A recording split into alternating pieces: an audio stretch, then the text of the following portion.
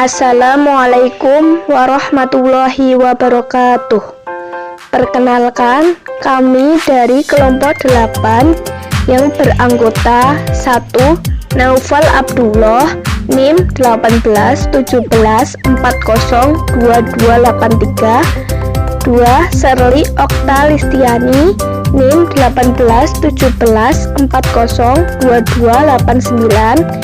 3. Alivia Miftahur Rohmah, NIM 1817402305. Di sini kami akan memberikan video yang berjudul Perkembangan Pemikiran Tasawuf dan Torekot di Nusantara. Pengertian tasawuf dan torekot serta hubungan antara keduanya. Secara etimologi, tasawuf berasal dari bahasa Arab yaitu kata syuf yang berarti bulu. Karena pada waktu itu para ahli tasawuf memakai pakaian dari bulu domba sebagai lambang merendahkan diri. Sedangkan secara terminologi, para sufi dalam mendefinisikan tasawuf itu sendiri sesuai dengan pengalaman batin yang telah mereka rasakan masing-masing. Dan karena dominannya ungkapan batin ini, maka menjadi beragamnya definisi yang ada, sehingga sulit mengemukakan definisi yang menyeluruh. Namun, dari beberapa definisi para sufi, Nur Iskandar mendefinisikan bahwa tasawuf adalah kesadaran murni atau fitrah yang mengarahkan jiwa yang benar kepada amal dalam rangka mendekatkan diri kepada Allah sedekat mungkin. Sedangkan torekot itu sendiri secara etimologi berasal dari kata torikoh yang berarti jalan. Dalam artian, jalan yang mengacu kepada suatu sistem latihan meditasi maupun amalan-amalan yang dihubungkan dengan guru sufi. Dari pengertian di atas, tampaklah pertalian yang sedemikian erat antara tasawuf dan torekot, bahwa antara keduanya tampak sulit dibedakan dan tak bisa dipisahkan antara satu dengan yang lain. Tasawuf adalah sebuah ideologi dari institusi yang menaunginya, yaitu torekot, atau dengan kata lain, torekot merupakan madhab-madhab dalam tasawuf. Dan torekot merupakan implementasi dari suatu ajaran tasawuf yang kemudian berkembang menjadi sebuah organisasi sufi dalam rangka mengimplementasikan suatu ajaran tasawuf secara bersama-sama. Itulah pengertian tasawuf dan torekot serta hubungan antara keduanya. Kita lanjut ke poin 2 mengenai perkembangan tasawuf di Nusantara. Perkembangan tasawuf di Nusantara tak terlepas dari sejarah Islam di Nusantara. Islam masuk ke Indonesia karena pengaruh dari Arab, Persia, dan India. Islam masuk ke Indonesia pada abad pertama Hijriah. Kemudian, Islam di Indonesia mengalami pasang surut seolah-olah menghilang beberapa abad lamanya.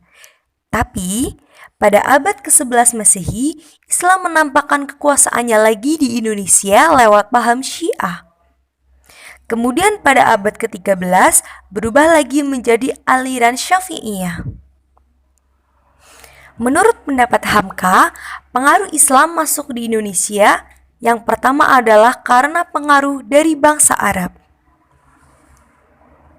Nah, untuk perkembangan tasawuf di Indonesia, pengaruh Ghazali Asy-Syafi'i lebih besar daripada pengaruh Al-Hallaj Asy-Syafi'i. Pada zaman kerajaan Islam Pasai, sudah ada orang Indonesia menjadi guru tasawuf yang tinggi dan diakui. Bukan saja di negerinya, bahkan mengajar di tanah Arab dan banyak muridnya orang besar dalam dunia tasawuf. Di antaranya Al-Yafi'i, seorang syekh yang karangan-karangannya tentang tasawuf jadi pedoman mereka sampai sekarang. Negara Pasai menjadi maju sebagai pelopor madhab Syafi'i. Sehingga kian lama, kian banyaklah pedagang santri datang ke negeri itu baik dari tanah Arab, India maupun Persia. Maka suasana tasawuf inilah yang meliputi Indonesia berabad-abad lamanya sejak abad permulaan. Berikut ini kami bagi perkembangan tasawuf di 4 pulau besar di Indonesia. Yang pertama yaitu perkembangan tasawuf di Pulau Jawa. Di akhir abad ke-15 Masehi, tepatnya pada tahun 1479 Masehi, berdirilah kerajaan Islam pertama di Pulau Jawa, yaitu Kerajaan Demak, dengan rajanya yang pertama adalah Raden Patah. Tercatatlah dalam sejarah bahwa semenjak itu pula tersebarnya ajaran tasawuf. Penyebaran agama Islam di Pulau Jawa tak terlepas dari usaha para wali yang dikenal dengan nama Wali Songo, dengan menggunakan pendekatan mistik yang di dalamnya diisi ajaran tasawuf. Dalam perkembangan tasawuf di Pulau Jawa, hampir sama pula dengan keadaan yang dialami oleh masyarakat Islam di pulau lain, di mana mereka dihadapkan kepada dua aliran tasawuf yang bertentangan, yaitu aliran Sunni atau Salaf dan aliran Falsafi, sebagai aliran yang sudah berkembang di Jazirah Arabia dan sekitarnya. Ajaran tasawuf yang bercorak Sunni dan Falsafi di Pulau Jawa tetap dianut oleh masyarakat. Tapi, pada perkembangan selanjutnya, tasawuf yang bercorak Falsafi inilah yang mengarah pada aliran kebatinan sesuai kenyataan sekarang ini. Tentu saja, aliran ini sudah dimasuki oleh unsur-unsur kepercayaan lain yang pernah dianut oleh masyarakat Jawa sebelumnya, sehingga mewujudkan suatu bentuk lain yang disebut dengan aliran kebatinan dan kepercayaan. Tapi, aliran tasawuf yang beraliran Sunni juga tetap dikembangkan oleh masyarakat Muslim dengan tidak meninggalkan unsur-unsur keislamannya. Hanya saja, pada perkembangan selanjutnya, tasawuf yang bercorak Sunni ini diajarkan lewat torekot yang dianggap mu'tabaroh oleh ulama tasawuf di Indonesia. 2. Perkembangan tasawuf di Pulau Sumatera. Perkembangan tasawuf di Sumatera tak terlepas dari upaya maksimal para ulama sufi yang bermukim di beberapa daerah di pulau tersebut untuk mengembangkan ajarannya. Ulama-ulama sufi yang sangat berpengaruh di Pulau Sumatera antara lain adalah Syekh Hamzah Fansuri, Syekh Syamsuddin bin Abdillah As-Sumatrani, Syekh Abdul Rauf bin Ali Al-Fansuri, dan Syekh Abdus Somad Al-Falimbani. 3. Perkembangan tasawuf di Pulau Kalimantan. Perkembangan tasawuf di Kalimantan sama halnya di pulau lain di Nusantara, di mana ulama yang bermukim di sana berupaya semaksimal mungkin untuk menyebarkan ajaran tasawufnya melalui dakwahnya, buku-buku karangannya, maupun melalui torekotnya. Salah satu sufi yang terkemuka di Kalimantan Barat adalah Syekh Ahmad Khotib Al-Sambasi. Kemudian, kita meninjau lagi perkembangan tasawuf di Kalimantan Selatan, antara lain kemudian dikembangkan oleh Syekh Muhammad Nafis bin Idris bin Husain Al-Banjari. Nah, ulama-ulama inilah yang membekali ilmu tasawuf yang sangat luas kepada Syekh Muhammad Nafis, sehingga ia mendapatkan pengakuan yang tinggi oleh masyarakat luas di Kalimantan Selatan dengan gelar Al-Alimun Al-Alamah Wal-Fahamah. 4. Perkembangan tasawuf di Pulau Sulawesi. Perkembangan tasawuf di Sulawesi tak jauh berbeda dengan keadaan di pulau lain. di mana ajaran tasawuf yang diterimanya ada yang bercorak sunni dan ada pula yang bercorak falsafi. Dan yang sangat disayangkan, karena kebanyakan penganut tasawuf falsafi mencampur baurkan ajaran tasawuf dengan ilmu hitam atau guna-guna, sehingga makin membingungkan masyarakat awam. Hal semacam inilah yang membuat citra tasawuf di masyarakat semakin direndahkan, sehingga sekarang kurang diminati orang.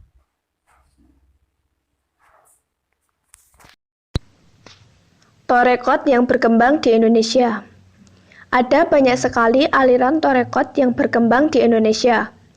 Antara lain, 1. Torekot Qadiriyah yang didirikan oleh Syekh Abdul Qadir Jailani pada tahun 1077 sampai 1166. Torekot ini banyak tersebar di dunia timur, seperti Tiongkok sampai ke Pulau Jawa. Pengaruh torekot ini cukup banyak meresap di hati masyarakat yang dituturkan lewat bacaan manakib pada acara-acara tertentu. Naskah asli manakib ditulis dalam bahasa Arab, berisi riwayat hidup dan pengalaman Sufi Abdul Qadir Jailani sebanyak 40 episode. Manakib ini dibaca dengan tujuan agar mendapat berkah dengan sebab kerahmatannya. Yang kedua, Torekot Rifa'iyah yang didirikan oleh Syekh Rifai atau bisa disebut Ahmad bin Ali bin Abbas yang wafat di Abidah pada tahun 578 Hijrah. Torekot ini banyak tersebar di daerah Aceh, Jawa, Sumatera Barat, Sulawesi, dan daerah-daerah lainnya. Ciri torekot ini adalah penggunaan tabuhan rebana dalam wiridnya yang diikuti dengan tarian dan permainan debus, yaitu menikam diri dengan sepotong senjata tajam yang diiringi dengan zikir-zikir tertentu. Yang ketiga, torekot Naksabandiyah yang didirikan oleh Muhammad bin Baudin Al-Uwaisi Al-Bukhari pada tahun 727 sampai 791. Ia biasa disebut Naksabandi karena keahliannya memberi lukisan kehidupan yang goib-goib. Torekot ini banyak tersebar di daerah Sumatera, Jawa, maupun Sulawesi. Di daerah Sumatera Barat, tepatnya di Minangkabau. Torekot ini dibawa oleh Syekh Ismail Al-Khalidi Al-Qurdi sehingga dikenal dengan sebut Torekot Naksabandiyah Al-Khalidiyah. Amalan torekot ini tidak banyak dijelaskan ciri-cirinya. Yang keempat, Torekot Samaniyah yang didirikan oleh Syekh Saman yang meninggal dalam tahun 1720 di Madinah. Torekot ini banyak tersebar luas di Aceh dan mempunyai pengaruh yang dalam di daerah ini, juga di Palembang dan daerah lainnya di Sumatera. Torekot ini juga sangat besar pengaruhnya, terutama di daerah pinggiran kota. Di daerah Palembang, banyak orang yang membaca riwayat Syekh Saman sebagai tawasul untuk mendapatkan berkah. Ciri torekot ini zikirnya dengan suara keras dan melengking, khususnya ketika mengucapkan lafadz La ilaha illallah. Juga terkenal rotib Saman yang hanya mempergunakan kata hu yang berarti Allah. Yang kelima, Torekot Halwatiyah yang didirikan oleh Zahiruddin tahun 1397 di Kurusan dan merupakan cabang dari Torekot Suhrawandi yang didirikan oleh Abdul Qadir Suhrawandi tahun 1167. Torekot ini mula-mula tersiar di Banten oleh Syekh Yusuf Al-Halwati Al-Makassari pada masa pemerintahan Sultan Ageng Tirtayasa. Torekot ini sangat banyak pengikutnya di Indonesia. Dimungkinkan karena suluk di torekot ini sangat sederhana dalam pelaksanaannya. untuk membawa jiwa ke tingkat yang lebih tinggi melalui 7 tingkah, yaitu peningkatan dari nafsu marah, lawahma, mutmainah, rodiyah, mardiyah, dan nafsu kamilah. Yang keenam, Torekot Al-Haddad didirikan oleh Syed Abdullah bin Alwi bin Muhammad Al-Haddad yang lahir pada 1044 Hijrah. Ia pencipta Rotib Al-Haddad. Torekot ini banyak dikenal di Hadramaut, Indonesia, India, Hijaz, Afrika Timur, dan lain-lain. Yang ketujuh, Torekot Holidiyah merupakan salah satu cabang dari Torekot Naksabandiyah di Turki yang berdiri pada abad ke-19. Pokok-pokok Torekot ini dibangun oleh Syekh Sulaiman Zuhdi Al-Kholidi. Torekot ini berisi tentang adab dan zikir, tawasul dalam Torekot oleh Sulu tentang saik dan makomnya tentang ribat, dan beberapa fatwa pendek dari Syekh Sulaiman Al-Zuhdi Al-Kholidi mengenai beberapa persoalan yang diterima dari bermacam-macam daerah. Torekot ini banyak berkembang di Indonesia. Yang kedelapan, Torekot Syatariyah. Kebanyakan pengikutnya di Sumatera Selatan, dan Syekh Abdul Al-Rauf Sinkel adalah orang pertama yang menyebarkan torekoh ini, Torekoh Syatariyah. Perkembangan tarekat di Nusantara. Pada abad ke-16 dan 17, tarekat telah menjadi bagian penting di dalam kehidupan masyarakat Islam Nusantara. Tarekat yang berkembang di abad tersebut antara lain tarekat Qadiriyah, Syatariyah, Naksabandiyah, Khalwatiyah, Samaniyah, dan Alawiyah. Beberapa tarekat lain seperti Tijaniyah baru berkembang pada abad ke-20. Tarekat Qadiriyah wa Naksabandiyah berkembang sekitar tahun 1850-an. Pada awalnya, negara yang mempengaruhi berkembangnya tarekat di Indonesia adalah India. Dari sanalah Hamzah Fansuri, Samsuddin As-Sumatrani, dan Nuruddin Arani itu belajar menimba ilmu. Sufi Indonesia yang pertama kali menulis karangan tentang tarekat adalah Hamzah Fansuri. Dari namanya saja kita tahu bahwa beliau berasal dari kota Fansur, sebutan orang-orang Arab untuk kota Barus, sebuah kota kecil di pantai barat Sumatera. Dalam tulisannya, ia mengungkapkan gagasannya melalui syair bercorak wahdatul wujud yang cenderung kepada penafsiran panteistik. Tarekat Qadiriyah adalah tarekat pertama yang masuk ke Indonesia. Di Jawa, pengaruh tarekat ini banyak ditemui di daerah Cirebon dan Banten. Dan menurut cerita rakyat setempat, Syekh Abdul Qadir Al-Jilani pernah datang ke Jawa. Tokoh tarekat Syaziliyah yang terkenal antara lain adalah Ibnu Athaillah As-Sakandari dan Abdul Wahab Asy-Sya'rani. Sufi lain yang juga terkenal di Indonesia adalah Syamsuddin, yaitu murid dari Hamzah Fansuri yang banyak menulis kitab dalam bahasa Arab dan Melayu. Dia perumus pertama ajaran martabat 7 di Nusantara, serta metode pengaturan nafas pada saat berzikir, yang dianggap sebagai pengaruh yoga pranayama dari India. Akan tetapi, Nuruddin Araniri dalam kitabnya Hujatus Siddiq di Taf'il Zindiq menganggap bahwa ajaran martabat 7 Syamsuddin termasuk ajaran wahdatul wujud yang dianggap menyimpang. Kemudian sufi selanjutnya adalah Nuruddin Araniri. Nama lengkapnya adalah Nuruddin bin Ali bin Hasan bin Muhammad Hamid Araniri. Dia berasal dari keluarga Arab Ranir Gujarat. Wafat tahun 1665. Ibunya orang Melayu, ayahnya imigran dari Hadramaut. Araniri pernah menjabat Syekhul Islam atau mufti di kerajaan Aceh pada pemerintahan Sultan Iskandar Sani dan Sultanah Sofiyatuddin Araniri menetap di Aceh selama 7 tahun sebagai mufti dan penulis produktif yang menentang doktrin wahdatul wujud. Ia mengeluarkan fatwa untuk memburu orang yang dianggap sesat, membunuh orang yang menolak bertobat dari kesesatan, serta membakar buku-buku yang berisi ajaran sesat. Araniri meninggalkan Aceh kembali ke Ranir karena mendapatkan serangan balik dari lawan-lawan polemiknya, yaitu murid-murid Syamsuddin yang dituduh menganut paham panteisme. Sebagai seorang sufi, Araniri juga memiliki banyak keahlian. Ia menguasai ilmu teologi, fikih, hadis, sejarah, perbandingan agama, dan politik.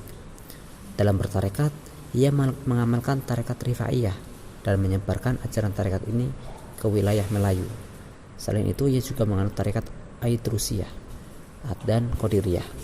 Ia banyak menulis kitab tentang ilmu kalam dan tasawuf, menganut aliran tauhid Asy'ariyah dan paham wahdatul wujud yang lebih sedikit moderat. Ar-Raniri tercatat sebagai tokoh sufi terakhir yang membawa pengaruh bagi semua tarekat yang berkembang di Indonesia dan berasal langsung dari India. Abad berikutnya, orang-orang Indonesia yang bermukim di Arab tertarik dengan ajaran Syekh Muhammad bin Abdul Karim As-Samman, ulama Madinah. Tarekat Samaniyah merupakan gabungan dari tarekat Khalwatiyah, Qadiriyah, Naqsabandiyah, dan Saziliyah. Syekh Muhammad Samman mengembangkan cara bersikir baru yang ekstraktik dan menyusun sebuah rotib atau doa-doa sendiri. Di Sulawesi Selatan, tarekat Samaniyah bertemu dengan tarekat Khalwatiyah. Keduanya bersaing dan saling mempengaruhi, sehingga pada akhirnya bergabung menjadi tarekat Khalwatiyah Samaniyah. Tarekat ini berkembang sedikit berbeda dengan ritual tarekat Samaniyah lainnya di Nusantara, dan keanggotanya terbatas pada kelompok etnis Bugis. Kemudian ada Qadiriyah wa Naqsabandiyah, merupakan tarekat gabungan serupa dengan Samaniyah, yakni teknik spiritual tarekat Qadiriyah dan Naqsabandiyah menjadi unsur utama yang ditambah dengan unsur-unsur tarekat lain. Tarekat ini merupakan satu-satunya tarekat yang didirikan oleh ulama asli Indonesia, itu Syekh Ahmad Khatib Sambas, yang lama belajar di Mekah dan sangat dihormati. Di Indonesia, sebagaimana kajian Van Bruynesen, tarekat yang paling banyak dipengaruhinya adalah tarekat Qadiriyah wa Naqsabandiyah. Tarekat ini memiliki pengaruh hampir di seluruh Nusantara, dan pengaruh terbesarnya adalah di Jawa. Kemudian tarekat Syattariyah di Nusantara tidak memiliki pengaruh yang signifikan. Tarekat ini berkembang di Sumatera dan Jawa melalui jalur Abdul Rauf bin Ali Al-Sinkili, sedangkan ke Jawa melalui Syekh Abdul Muhyi. Kemudian ada tarekat Naqsabandiyah yang berkembang di Indonesia karena diperkenalkan oleh Syekh Yusuf Makassar. Yusuf berasal dari kerajaan Islam Goa di Aceh, negeri yang pada masa itu merupakan pusat pendidikan Islam yang utama di Nusantara. Ia berbaiat masuk sebuah tarekat, yaitu tarekat Qadiriyah. Setibanya di Yaman, ia mempelajari tarekat Naqsabandiyah lewat seorang syekh Arab terkenal, Muhammad Al-Baqi. Sekian dari kami, kurang lebihnya mohon maaf. Wassalamualaikum warahmatullahi wabarakatuh.